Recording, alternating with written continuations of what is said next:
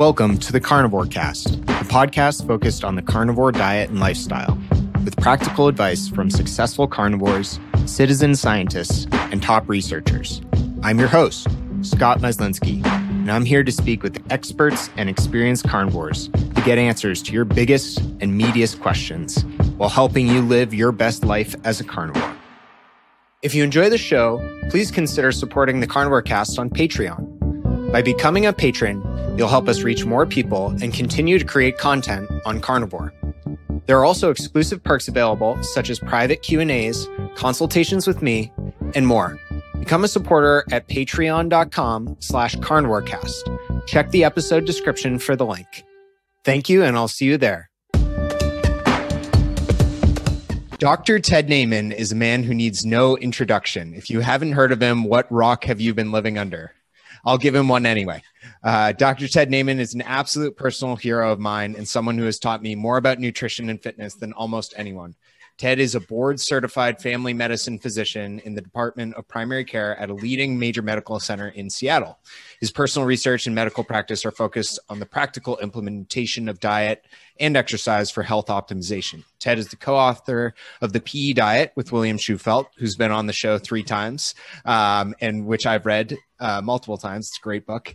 Ted is absolutely brilliant. I've followed his work for 5 years now, and he posts incredibly helpful practical advice, research, infographics, and helps thousands of people, mainly on Twitter, but also with his YouTube videos and countless podcasts, all for free. What I love most about Ted is he is not a zealot. He's open to changing his mind on all subjects and draws from research from not only the keto and low carb community and research, but also more traditional higher carb doctors and approaches as well. Welcome to the show, Ted. Wow, man. Thank you. That was like a glowing introduction. That's the best introduction I've ever gotten. That was amazing. Thank you. We can just stop. We're done. We're done. Yep. That's the podcast. All right. That was a wrap. So I wanted to start with just asking you, what you've been up to, how you're handling quarantine. What has life been like for you for the last few months? Oh, yeah, man. Well, it's weird as a doctor because we've been doing some virtual visits, which is something everybody had to ramp up kind of overnight, so to speak. And so that part's a little bit weird. But the job is not a whole lot different. It's just a little more complicated because everybody with a cough and a fever, we have to be like full PPE and we have to test everybody. And it's just kind of a little bit unusual. And then on the personal front, it hasn't changed my personal life at all.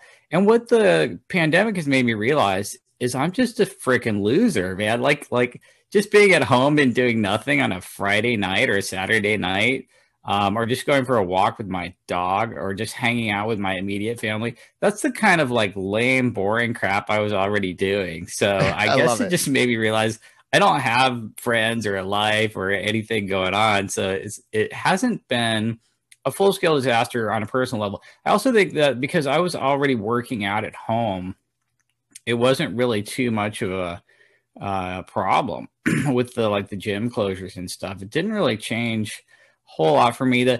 Honestly, the single biggest problem for me is the fact that I have not been playing Ultimate Frisbee, and that has just been a personal tragedy. I know you love that. Yeah. How are you doing, man? What changed for you? Good, a lot. I was outside of Carnivore Cast. I have a main job. I've worked for a few different tech companies. I was laid off from one, interviewed at over 60 companies, started at another company, got a dog, was planning on moving cities from Boston to New York, ended up not because of COVID, and but it's been great overall. I mean, my wife and I have had a great time. We got a walking treadmill desk from someone in our building for like $100. So that makes all the conference calls a lot easier to bear. And yeah, it's just been nice here in Boston raising a puppy, and gyms are back open. So that's nice for my quality of life, but we have a lot of home gym equipment now. So it's been good. Thanks for asking. Awesome, man. puppy. That's a lot of work right there. It is. It's nowhere near kids, I'm sure, but it was definitely a change in lifestyle. Dang. Yeah. So I wanted to ask you, Ted, what keeps you motivated to share so much free and awesome content over the years? You're constantly on Twitter, not only like producing content, sharing infographics, but like answering individual people's questions. And I really admire that. So what keeps you inspired to do that day after day? I think just like what a massive quality of life upgrade some of these things have been for my patients. You know what I mean? Like when one of my patients jumps on board and changes their whole diet and starts exercising, the change in their quality of life over the next, months or years is just so ridiculous. Like there's nothing else comparable to it. You could pretty much not do anything else that will give you such a huge return on investment. And I think seeing that over and over just really inspires me. I'm like, wow, man, more people got to get on board with this whole diet and exercise thing, because it's not just a scam. It's actually really pretty good return on your investment. And I think that's what inspires me. It's just such a life-changing thing for so many people that it just kind of keeps me going. I figure if I can just get one more person to check it out, then it'll all be worth it. Yeah, that's awesome. I really like that. And I can see that in the way you help people. And I just wanted to go back for folks who are less familiar with your background. You've described your history with vegan and vegetarian diets in the past and the Seventh-day Adventists. So I'll try to keep this brief, but can you describe what those are for people and your background there? And I'm really curious if you're still in contact with anyone from that community and if there's any type of cognitive dissonance there, if you're able to talk about diet with them intelligently or anything like that. Yeah, well, I was raised a Seventh-day Adventist and vegetarian. My mom is still a devout, religious Seventh-day Adventist vegetarian. She just turned 90. And she's a big fan of like Dr. McDougall starch solution type thing. And pretty much very opposite from me dietarily. And she's probably praying for me right now. My dad's kind of the same. He's very towards vegan. Yeah. So I've really gotten exposed to the full spectrum. I'm actually kind of glad because it's really good to look at things from all sides and get exposed to every possible permutation. And so I was raised a vegetarian Adventist. I went to Adventist schools basically, first grade through medical school. I went to Loma Linda University Medical Center in Southern California, which is this famous Adventist Blue Zone Mecca. It's like the biggest plant-based Mecca for sure in North America. And so I got the full double-barreled load of plant-based that anyone could ever get. And that's what I lived for, at least 20 years. So I definitely have seen that side of the equation. And I still have friends and family who are, fairly significantly vegetarian. And I also have a lot of patients. I live in Seattle, and veganism is pretty hot in Seattle. You know what I mean? It's a fairly liberal place, and there's a lot of let's just say that the type of person who lives in Seattle is also the kind of person who might be attracted to a plant-based something. I'm not political at all, but I think you can kind of understand how that would be the case. It's the same out here. Yeah. Oh, right. So I do have plenty of exposure to that. And I think that might be one of the reasons why I do address that in the book, and and I have to have an approach for people who are plant-based. And I feel like if your worldview doesn't explain some of the successes people have in that diet, then you got to start over from scratch. So they're onto something. Literally the vegans are right about a few things, and the question is, what are they right about and what are they wrong about? And that's what you have to tease out. Yeah, that's why I love how you've come up with this doctrine of team anti-carbs plus fat. Right. Yeah. I'm trying to get everybody to realize that low carb and low fat are really the exact same thing. It's one coin. They're on opposite sides and they can't really see each other. But you got to pick that coin up and flip it a couple of times, and you can see exactly who's right about what and why. You know what I mean? That's the whole point. Yeah. So of course we're going to dive into protein on this podcast. But before that, I wanted to ask, like, as a doctor, as a medical professional, what's your favorite way to measure someone's health? Oh, wow.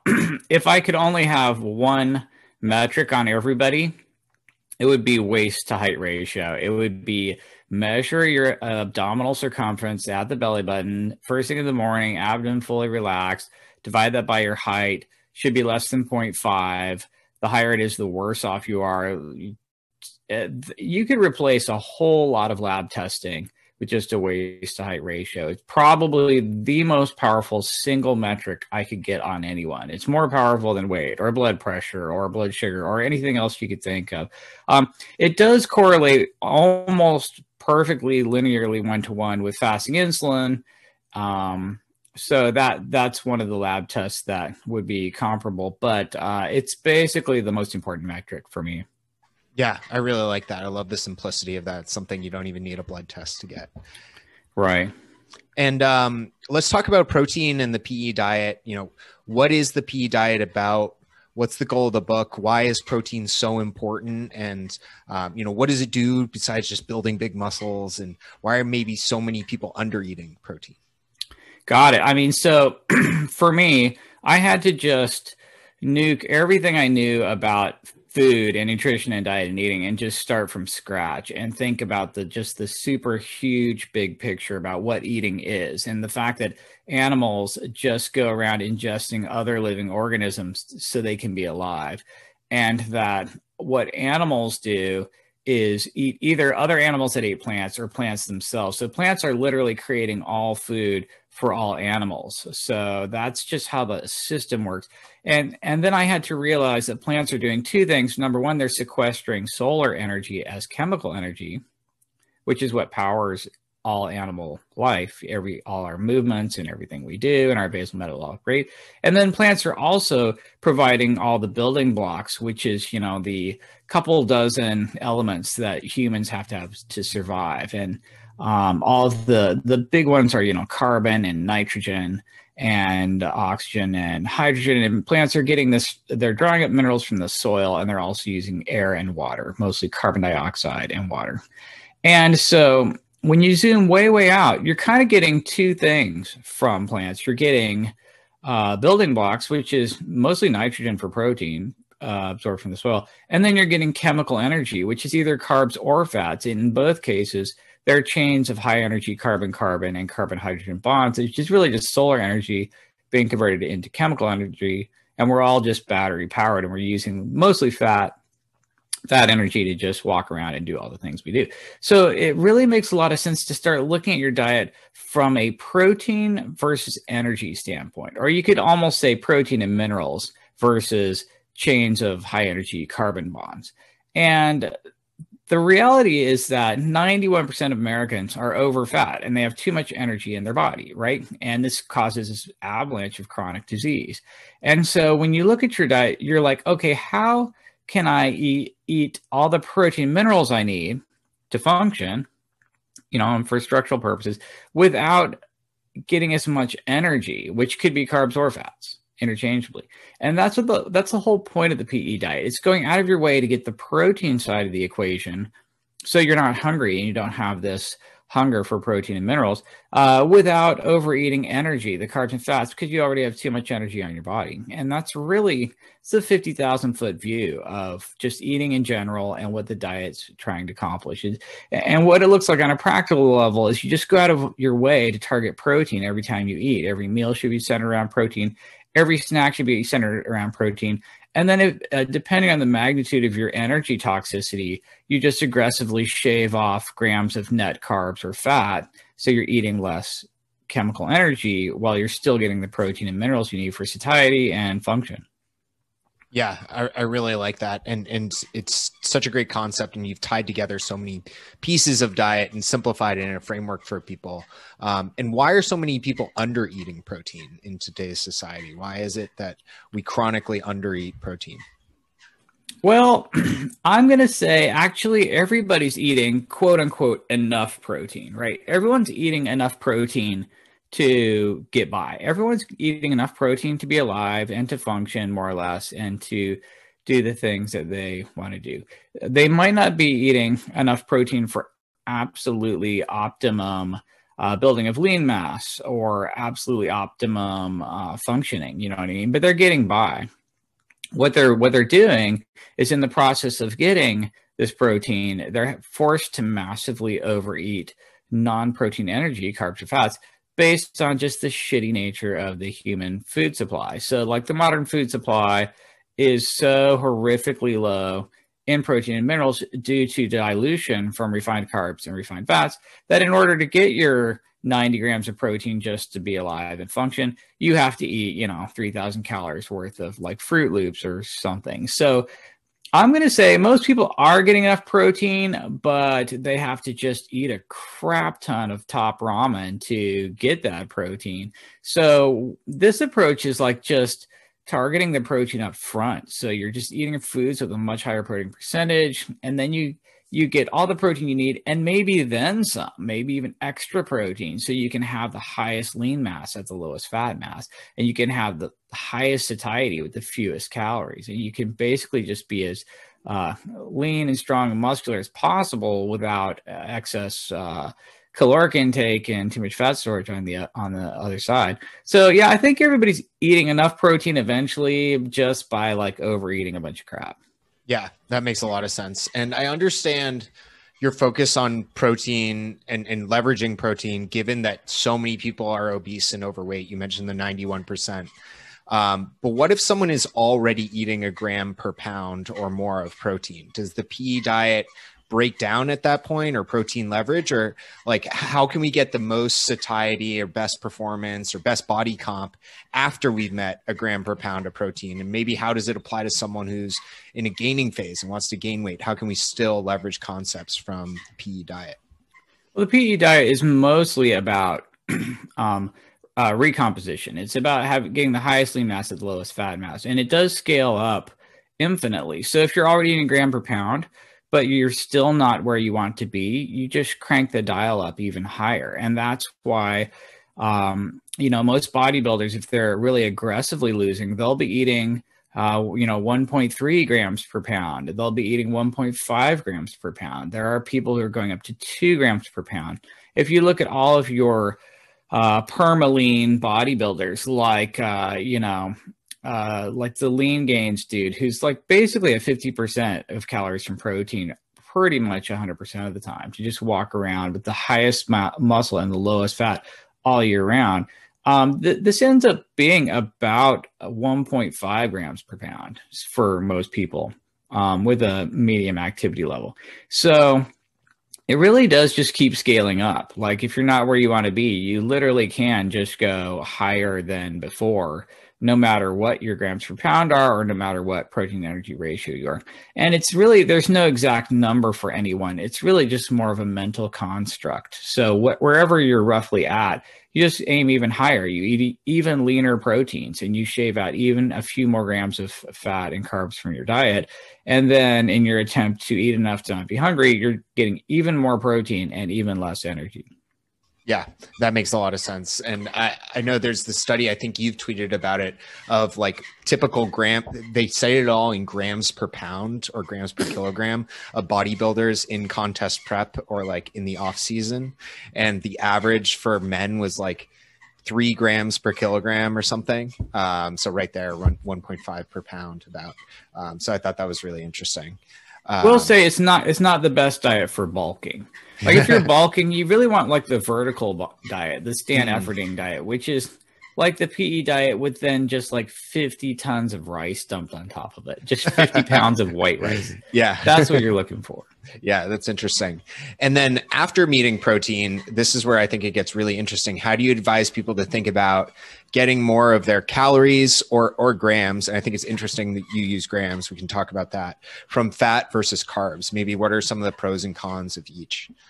Got it. So there's no question that humans have a very specific appetite for 5 things that we know of: protein, fat, carbohydrate, sodium, and calcium, these minerals, right? So if you're not getting enough protein and minerals, you're going to eat and eat and eat and eat. And that's why we focus on those with the PE diet.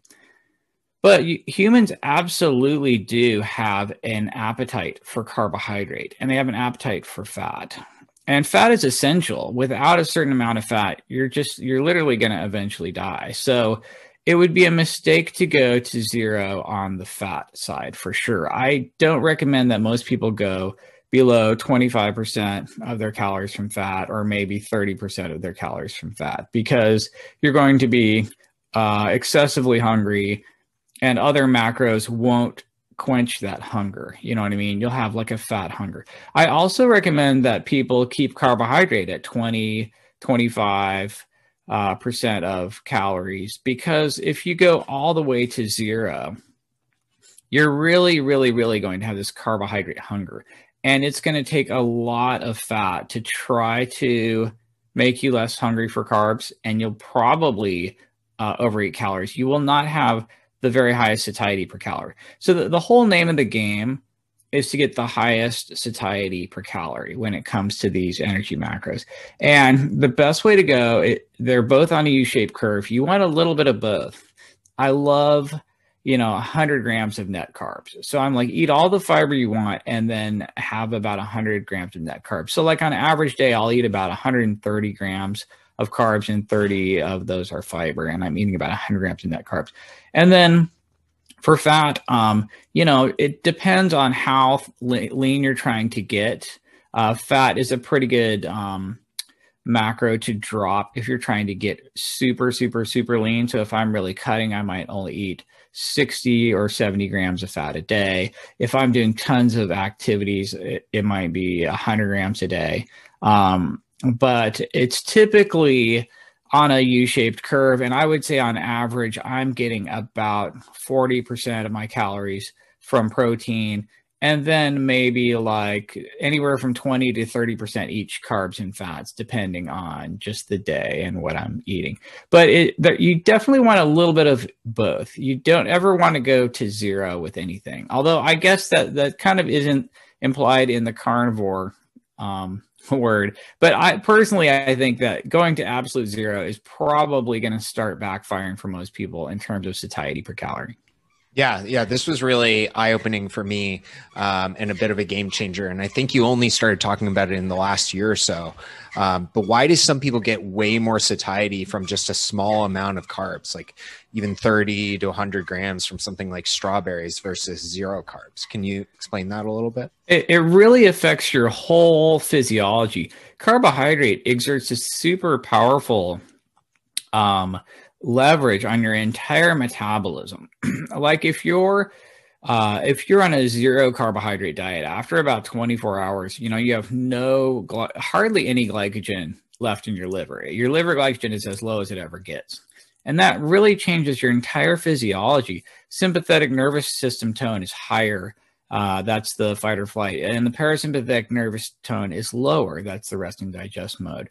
You're fully in ketosis, right? You're definitely supplying your brain with ketones. You're in a ketogenic state.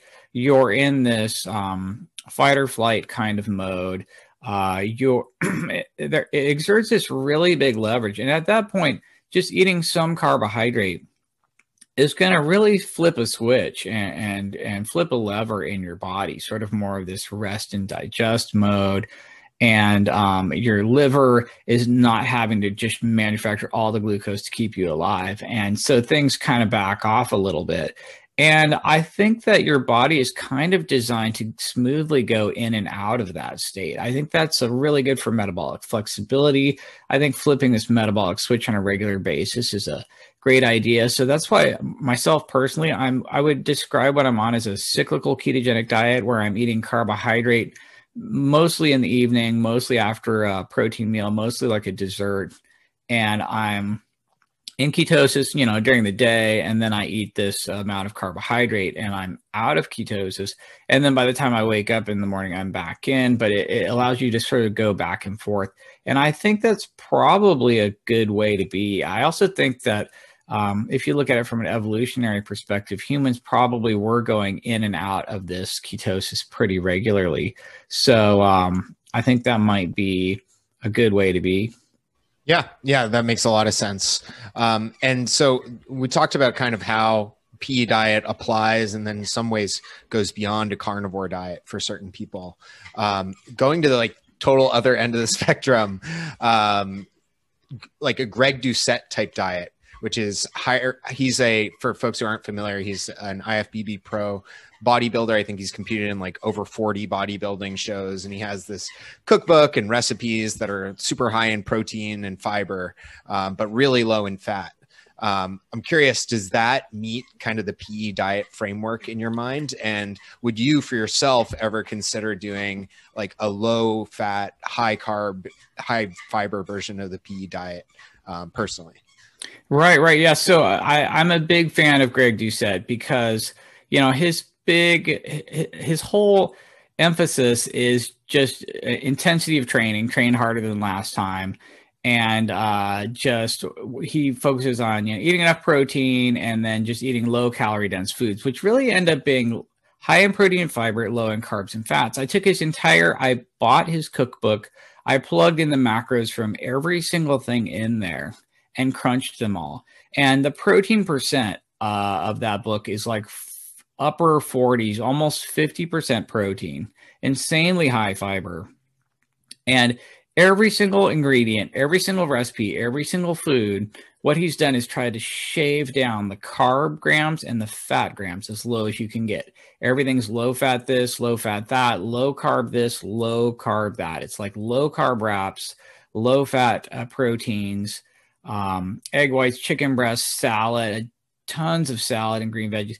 And it's literally the PE diet. He has the PE diet where now in my PE diet, I'm a little bit friendlier to fat because I'm mostly looking at grams, but he's really just strictly looking at calories, where fat takes a little bit of a hit there, and you really want fat grams to be about half of carbohydrate grams. But even Greg is like, don't let fat go below maybe 30% of your calories, 20 to 30%. And it ends up being like a PE diet where you're really focused on calories, so your fat grams are half your carb grams. But it's still definitely the same idea. His entire approach is really the PE approach, and I like it. I think it's good. I think that if you're trying to get extreme results, you really do have to look at calories, and you really do want to shave your fat grams even lower. I think you could pull off the same concept on a pure keto, pure carnivore approach where your carbs are even lower. But I think some people are going to have this carbohydrate hunger that's going to end up being an issue. And at least, once or twice a week, you're going to end up just, face down in a box of cereal. And it'll end up being a cyclical ketogenic diet where whether you planned on that or not. And so you might as well just take that into account from the start, honestly. So, but yeah, I think you could do that same approach in a very low carb setting as well. Right. That makes sense. And do you think it's a problem that with that type of diet, it's like very low in saturated fat, cholesterol, high in artificial sweeteners, and getting a lot of the protein from like whey or more processed sources? Or would you generally not worry about those things? I really don't worry about that at all. I mean, honestly, the human requirement for saturated fat is essentially 0. Like you literally do not have to eat saturated fat. And I know that In the keto carnivore space, we're like, you better eat more saturated fat, but you technically don't have to. Like, no one's going to be able to prove to me that someone's not eating enough saturated fat. That's just not even a thing. In fact, to counter that, if you're over fat, what you literally have in your body is too much saturated fat, and you really are not going to benefit in any way by eating more saturated fat. Nobody's really getting this dietary saturated fat deficiency. Cholesterol is honestly the same exact thing. I mean, your body will make all the cholesterol you need. Your dietary requirement for cholesterol is 0. A lot of this cholesterol is made on site in the cells, in the tissues, where the cholesterol is needed, and has no relationship to whether you ate cholesterol or not anyway. So these are not elements of, you don't have to eat them in your diet.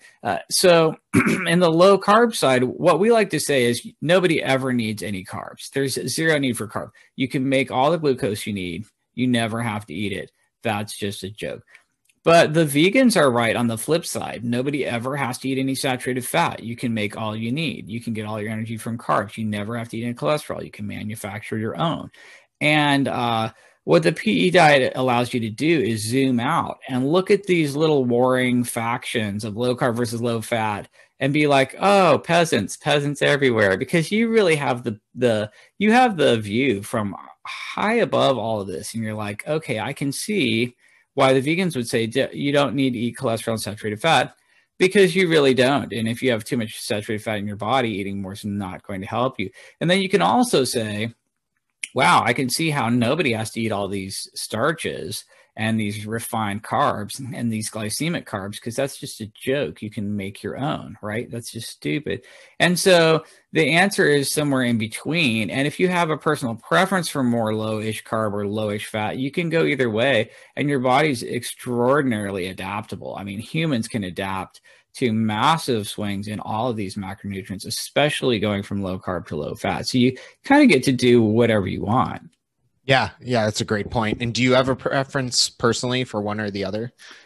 I really like some of both. Like, honestly, I'm just shooting straight down the middle. So I was, every typical day for me was 200 grams of protein at about 100 grams of fat and 100 grams of net carbs.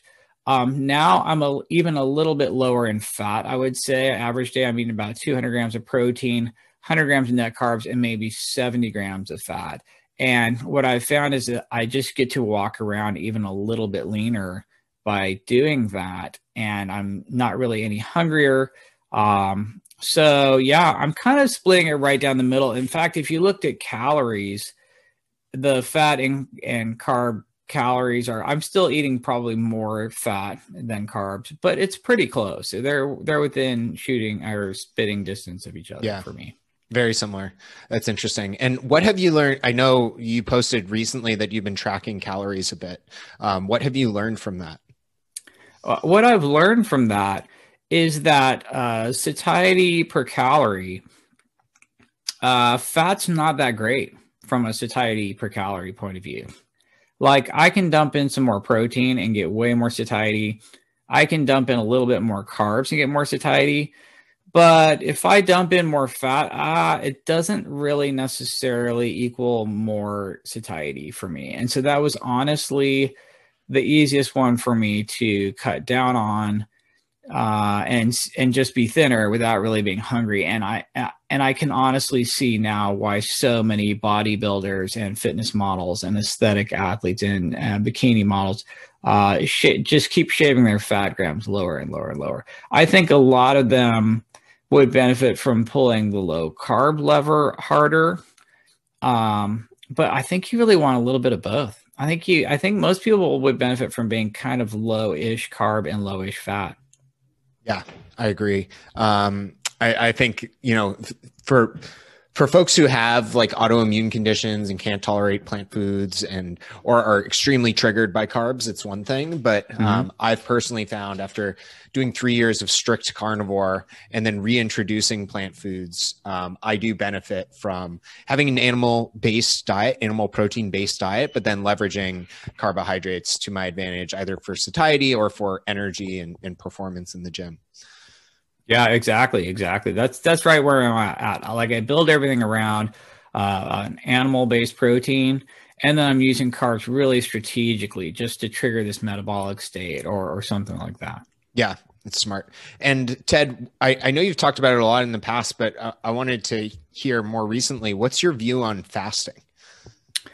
Okay, so my view on fasting has changed as I get leaner and leaner.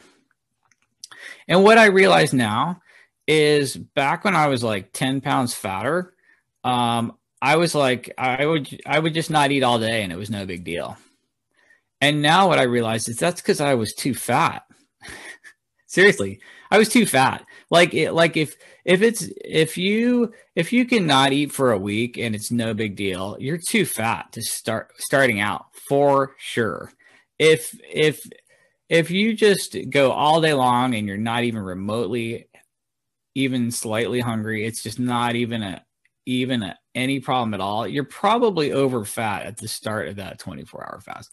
And as you get thinner and thinner and thinner, and as your body composition gets better and better, you start getting a little hungrier earlier in the day. You know what I mean? You feel yourself like running out of glycogen and your body's like, what can I turn into energy next? You know what I mean? And you feel that. And so I would say as I get leaner, my fasting window shrinks down. And now I realize why by the time they hit stage at, 5% body fat, these bodybuilders are eating every 4 hours, 6 times a day, protein, just so they're not breaking down their muscles.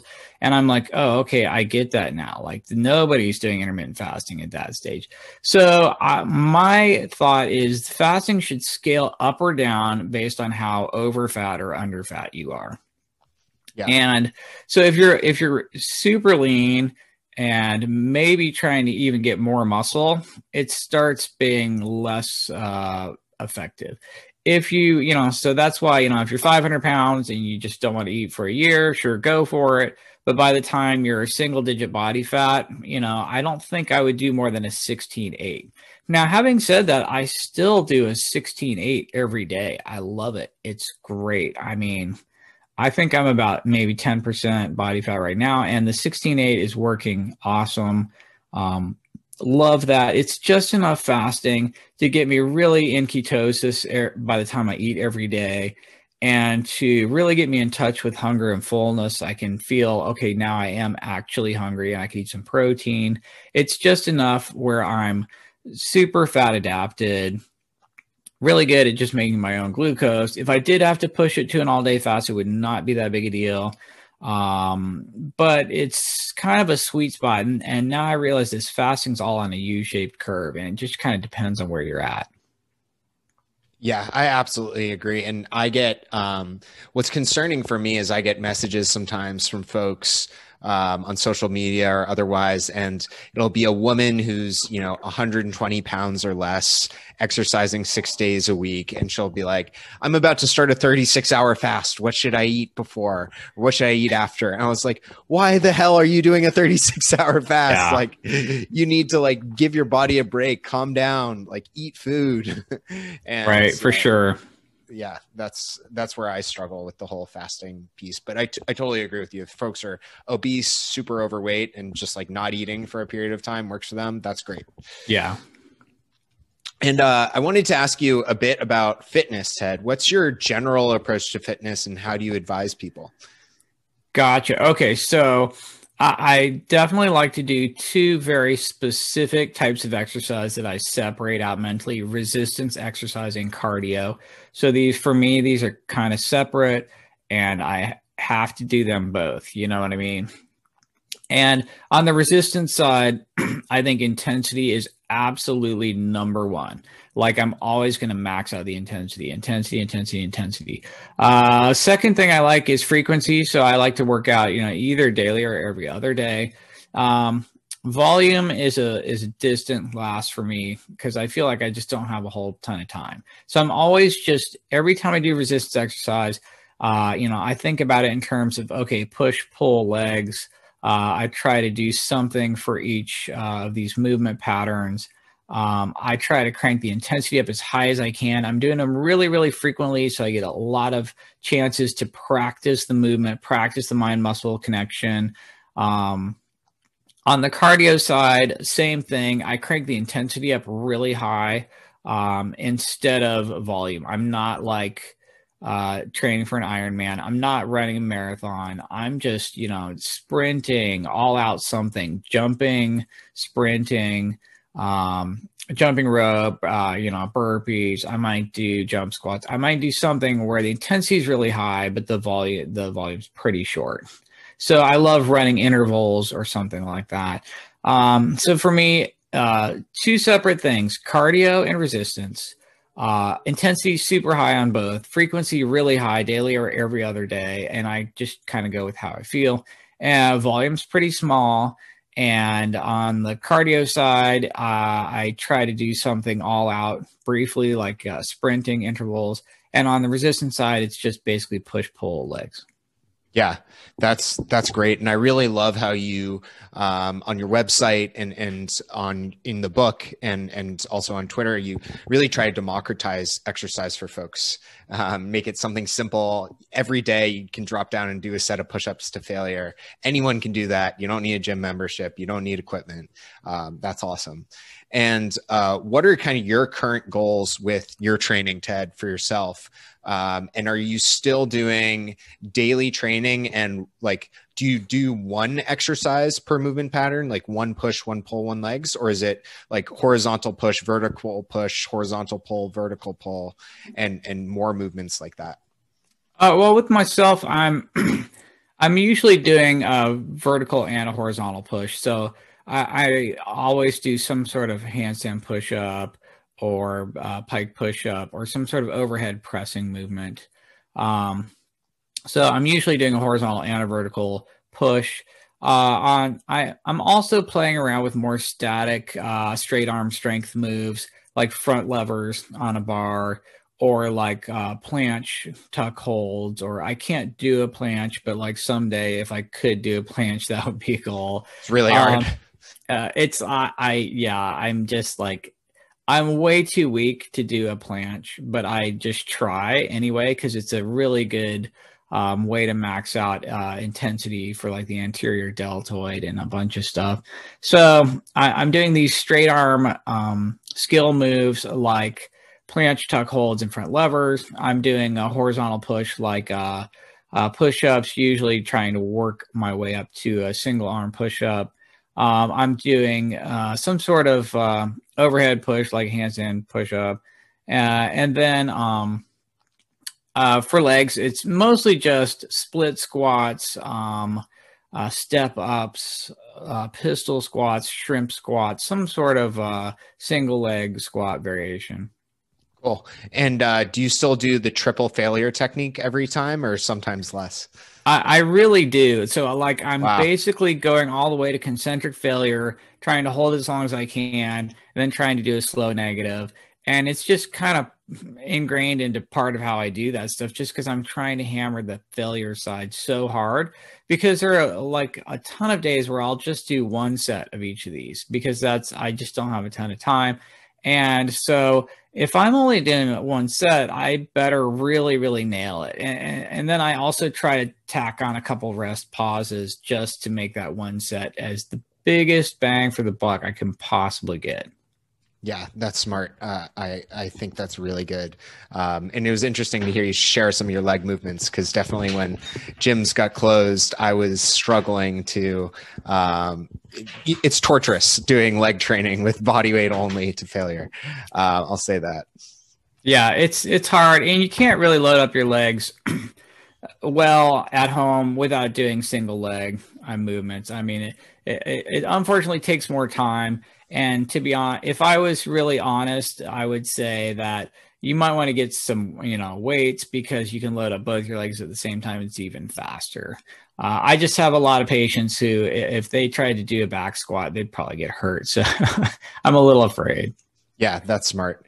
And what are your go-to form? You mentioned a few, but what's your go-to form of cardio been lately with having to relieve yourself of your precious ultimate frisbee? Oh yeah, I've been running with the dog a lot, right? So we adopted this pit bull, and I'll just run intervals. What I do is I sprint as fast and as hard as I can for as long as I can until I absolutely have to stop. And then I rest for like 30 seconds or 20 seconds or 15 seconds, catch my breath, do it again, rest, do it again. So I'll do some intervals like that. And it's really been, having a dog, as you know, just really ups your step count. So that's been helpful for me. Yeah, I think I went from like 8,000 steps a day pre-dog to now it's easily 16,000 on average. It's a lot. She needs a lot of walks. And what are your goals? What are your current goals with your training, Ted? Are you trying to build muscle, stay lean, eke out certain performance? You said you have some skill goals. Is it like overall metabolic health? How do you think about that? So for me, the whole goal is highest lean mass at the lowest fat mass. And so it really comes down to strength to weight ratio and relative strength. So I'm trying to have the highest relative strength I can get, which translates into body moves really, really well. So it's really about how many handstand push-ups can I do? Can I press and do a handstand? Can I do one arm push-ups? Can I do one arm chin-ups? Can I do pistol squats? It's just getting stronger at these body weight things, which kind of convinces me to have the highest strength and highest lean mass at the lowest weight and the lowest fat mass at the same time. And so that's really the goal. The whole goal is for me, highest lean mass, lowest fat mass, highest strength to weight ratio. And I'm getting there by cranking the protein way up, the energy way down, and just maxing out the intensity on all these body weight moves.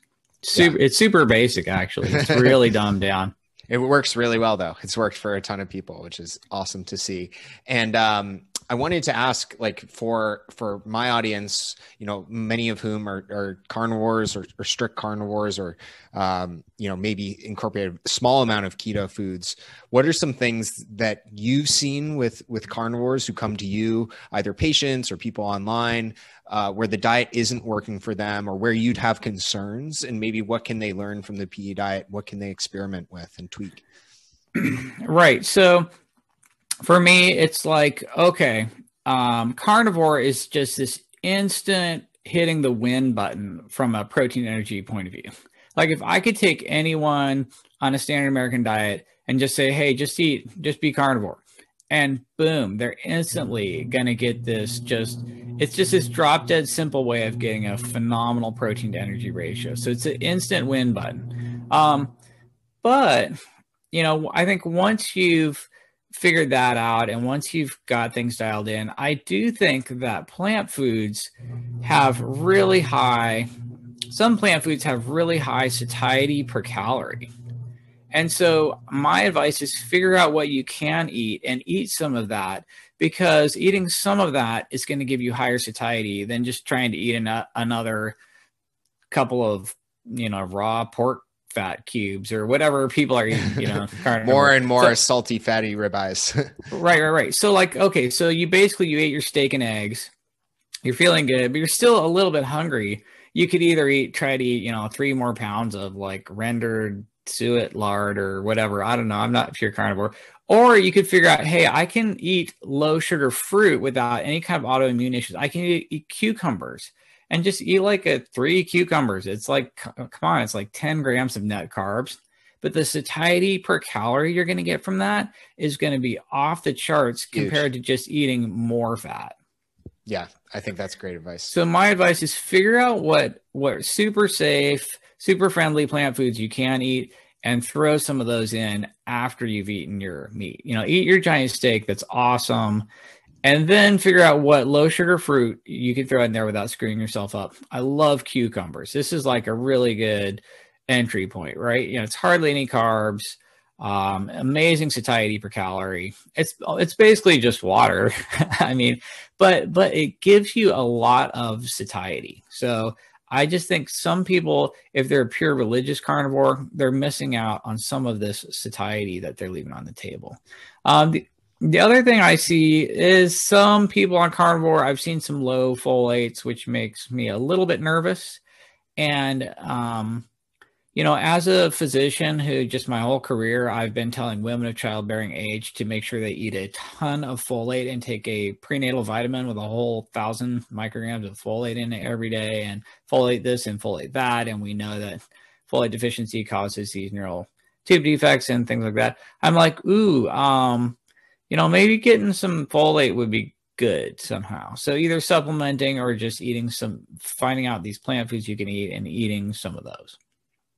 Yeah, two excellent points. And I'll just add on my own personal perspective on the folate. I actually first heard you say that, I think it was 2 years ago or even longer.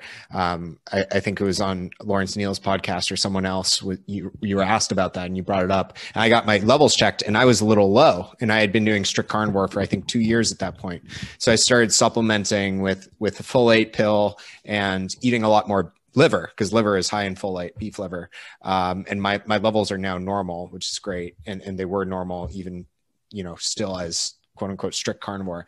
The other point I'll make, and I say this on almost every podcast now, so my listeners are probably sick of hearing it, but I really don't think carnivore is black or white. I think if you're someone who eats mostly meat and you want to throw in like a plain baked potato here and there, or some strawberries or some low sugar fruit, like you're still a carnivore in my book. Like you're eating most of your food from animal foods. And I don't think we need to like kick people out of the carnivore club because they had a plant. I don't think that's productive. I don't think it's helping the majority of people. I think the overall message, to your point of like, just get the people who are eating the terrible diets on like more meat, more protein, and that'll help so much, is like the number one thing. So I think just like there are people who have to be super strict, but that doesn't mean people who are mostly carnivore get kicked out of the club. Well, I love that. That's really beautiful. That's perfect. And it kind of reminds me of how like there's like these ultra religious vegans who like won't wear leather and would never touch anything that touched an animal. But then there are other like some doctors who are a lot more open-minded. They're like, well, maybe you should just eat plant-based, but it's fine if you eat some fish or a little bit of meat or whatever. It sounds like you're kind of there, and so instead of just being like pure religious carnivore, you're like meat-based. We need a new term. It should be meat-based diet. Like plant-based diet means you can eat fish and nobody cares. Meat-based diet means you eat a giant steak, and then if you have like some salad or something, who cares, right? Exactly. So you're going to rebrand it. It's going to be meat-based. Or just call those people carnivores. I think, they can call themselves carnivores too if it's mostly meat. Right. So zooming out, Ted, and this is going to be a little bit of a big question, but I think you're the person to answer it. And you tweeted recently someone asked you for like your medical opinion on the obesity crisis or something like that. And you had this short, very pithy, like statement you gave. But regarding the obesity crisis we're dealing with, it's not getting any better. Rates are rising. We've seen it exacerbated with COVID. With that being said, where have we gone wrong? Have we placed too great an emphasis on certain concepts? Should we be shifting our research focus to other areas? What are your thoughts in this quest to attenuate the obesity crisis? Yeah, I mean, I really think that the modern obesity researchers have not put enough stock into this addictive nature of high energy density carbs and fats together. So I can just take any omnivore mammal and give them Reese's peanut butter cups, and they'll come out 40% fatter, like period. And you just don't hear enough about that. Like there needs to be a warning on any food that's high energy density, high carb, and high fat together. The protein's low, the satiety per calorie is extremely low. The addictive hedonic nature of that food is super high. And everyone's just going to overeat the crap out of that. And because humans, adult humans, we have access to everything. So we just eat what we want. Instead of just eating what's there, we, what we can hunt and gather, we eat whatever we want. So I feel like a Trenta Frappuccino with extra whip or whatever, you know what I mean? It's like, oh, I feel like eating whatever. And it's always this high energy density, high carb, high fat foods together, the trifecta that I call it in the book. And I don't think you hear enough from the obesity researchers about, hey, all these foods are high energy density, high carb, and high fat together, and everyone eats them because they're so addictive. And so you should avoid these high carb and high fat foods. And I think that's one place where we're really going wrong, because instead the focus is on calories, right? Well, okay, now you just control your portions. You can take your package of 2 Reese's peanut butter cups and you cut one of them into quarters and you eat 1/4 of it. And there you go. You've controlled your calories, right? Like 100 calorie packs. Right. Exactly. And so that's just been such an epic fail. Like focusing on just eating less of the same bullshit is just absolutely failed us. So I think we have to focus on protein dilution, and everyone needs a higher protein percentage. And then we have to focus on avoiding high energy density carbon and fats together. They're actually really the same thing. Like if you just told someone, at the end of the day, your diet has to be 40% protein by calories. Ooh, you're going to run out of room for Reese's peanut butter cups really fast. And so that you can really solve the whole problem on either side of that coin. They're really flip sides of the same coin. Yeah, that's a great answer.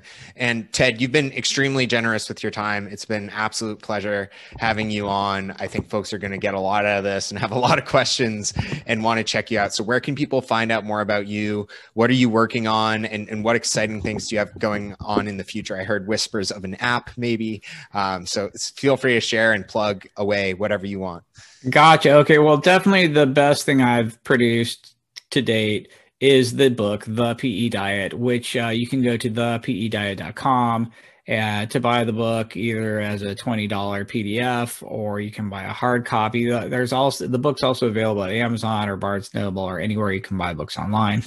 I've got probably the best place to contact me is on Twitter at Ted Naiman, and I would say that those are probably the best ways to get my stuff. I also am working on an app.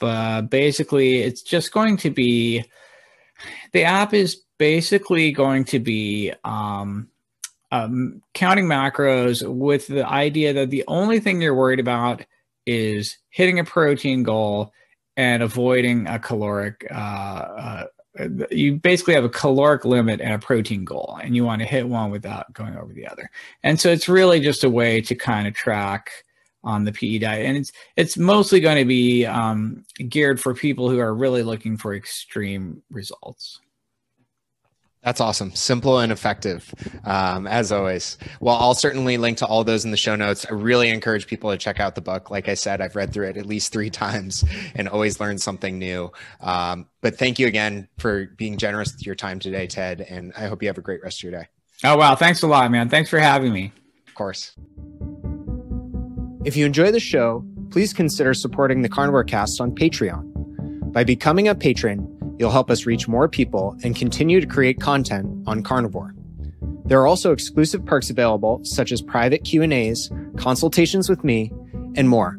Become a supporter at patreon.com/carnivorecast. Check the episode description for the link.